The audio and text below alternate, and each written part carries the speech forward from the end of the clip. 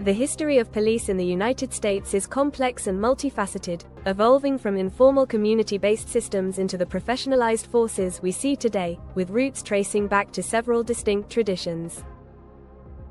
In the colonial era, policing was initially a communal responsibility, modeled after the English system of watch and ward, where volunteer constables and night watchmen patrolled to maintain order. The 19th century, however, brought dramatic change driven by urbanization, industrialization, and social unrest. The first centralized, publicly funded police forces in major cities like Boston, 1838, New York, 1845, and Philadelphia, 1855, were created primarily to control growing immigrant populations, prevent riots, and protect the property of the wealthy.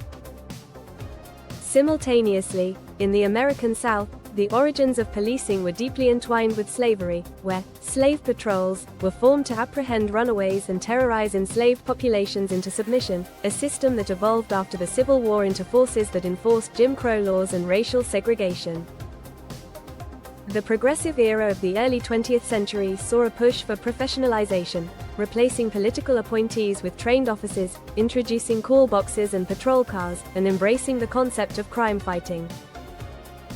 This period, however, also increased the distance between the police and the communities they served. The mid-20th century was marked by civil rights struggles, where police were often used to enforce discriminatory laws, leading to violent clashes and widespread urban riots.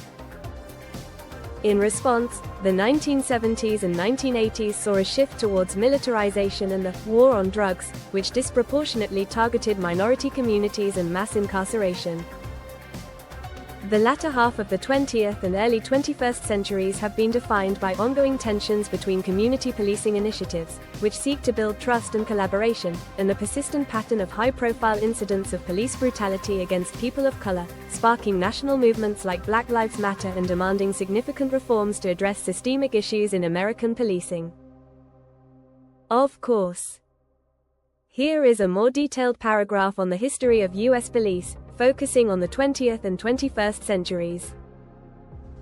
The 20th century witnessed the formal *** professionalization ** of American police forces, a movement championed by reformers like August Vollmer, who introduced police academies, forensic science, and centralized records to combat the rampant corruption and political influence of the previous era.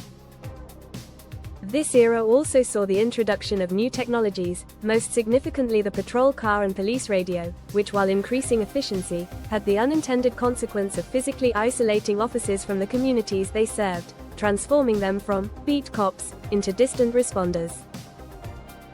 The mid-century civil rights movement starkly revealed the deep-seated role of police as enforcers of racial segregation, particularly in the South, where images of officers using fire hoses and attack dogs on peaceful protesters cemented a legacy of distrust in black communities, a legacy rooted in the slave patrols of the colonial South.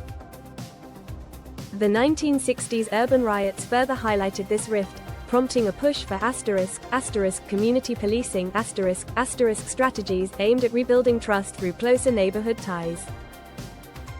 However, this philosophy was largely overshadowed by the national * war on drugs ** declared in the 1970s, which incentivized aggressive, numbers-driven policing, militarized police units with surplus military equipment through the 1033 program, and fueled mass incarceration, disproportionately impacting minority populations. This tension between community-oriented goals and a militarized, crime-fighting identity culminated in the late 20th and early 21st centuries with a series of high-profile, often videotaped, instances of police brutality, such as the beating of Rodney King and the killings of Eric Garner, Michael Brown, and George Floyd. These events sparked the ** Black Lives Matter movement ** and a potent national debate over police reform, accountability, and the very definition of public safety, forcing a re-examination of the complex and often troubled history of policing in America. This physical militarization is accompanied by a cultural one, where special weapons and tactics, SWAT, teams, once reserved for extreme emergencies like hostage situations, are now routinely deployed for routine patrols and serving search warrants, normalizing a warrior mentality where officers are trained to view the public as a potential threat and every encounter as a potential combat mission. Proponents argue this is necessary for officer safety and to counter well-armed criminals and potential terrorist threats. However, critics contend it creates a dangerous disconnect from the communities they serve, escalates tensions during minor incidents, and has led to an increase in violent, no-knock raids that disproportionately impact minority neighborhoods, fundamentally blurring the critical line in a democratic society between a civilian police force tasked with protecting and serving and a military force designed to engage and destroy an enemy.